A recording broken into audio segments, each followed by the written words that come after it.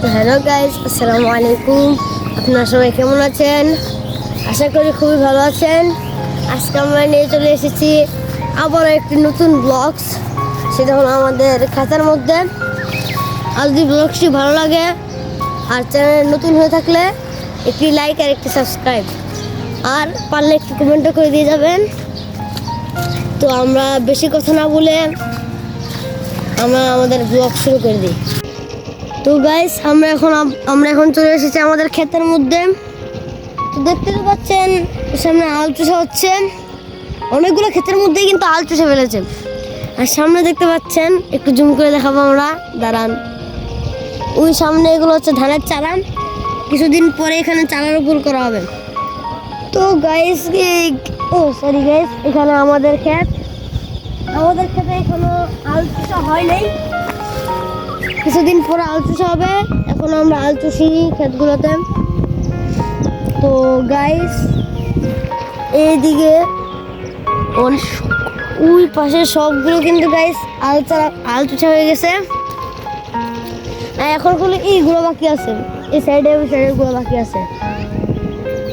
তো গাইস, এদিকে দেখতে পাচ্ছেন অনেকগুলো রসুন গাছ আছে। আর ওই দিকে দেখুন, এদিকে অনেকগুলো পেঁয়াজ গাছ আছে, কালো লম্বা লম্বা যেগুলো সবুজ সবুজ। আর এগুলো হচ্ছে রসুন গাছ। এখান দিয়ে কিন্তু পুরোটাই রসুন আর পেঁয়াজ দিয়ে।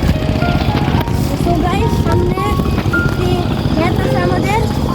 একটি মাত্র ছোট্ট ক্ষেতের মধ্যে আমরা চারা রোপণ করেছি গাইস।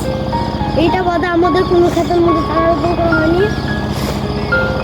সো গাইস, আমরা এখন আপনাদেরকে অন্য কিছু দেখাতে চলেছি।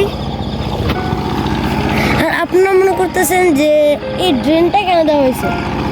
তো মূলত এই ড্রেনটা দেওয়া হয়েছে কারণ এই যে প্রত্যেকটা লাইনের মধ্যে কিন্তু একটা করে গর্ত আছে গাইস। কারণ প্রত্যেকটা লাইনের মধ্যে কিন্তু একটা করে গর্ত থাকে। ওই গর্ত দিয়ে পানি ঢোকার জন্য এরকম একটা ড্রেন বানানো হয়েছিল। কিন্তু অনেকগুলো কাঠ গাছ এবং আম গাছ আছে। এখানে কাঠ গাছ এবং আম গাছগুলোর রং এমন, মানে বোঝাই যায় না কোনটা কাঠ গাছ কোনটা আম গাছ। দেখতেই তো পাচ্ছেন অবস্থা। এটাকে একটা বাগান বলা হয় না? হ্যাঁ, বাগান। ওই যে একটি ছেলে, একটি আঙ্কেল এখানে কিছু ধান গাছে চারা রোপণ করা হয়েছে, এটাই দেখতে এসেছে। সো গাইস, এখানে আমরা ভিডিওটা শেষ করছি। পরবর্তী ভিডিওর জন্য সবাই লাইক, সাবস্ক্রাইব, শেয়ার, কমেন্ট সব কিছু করে দিবেন।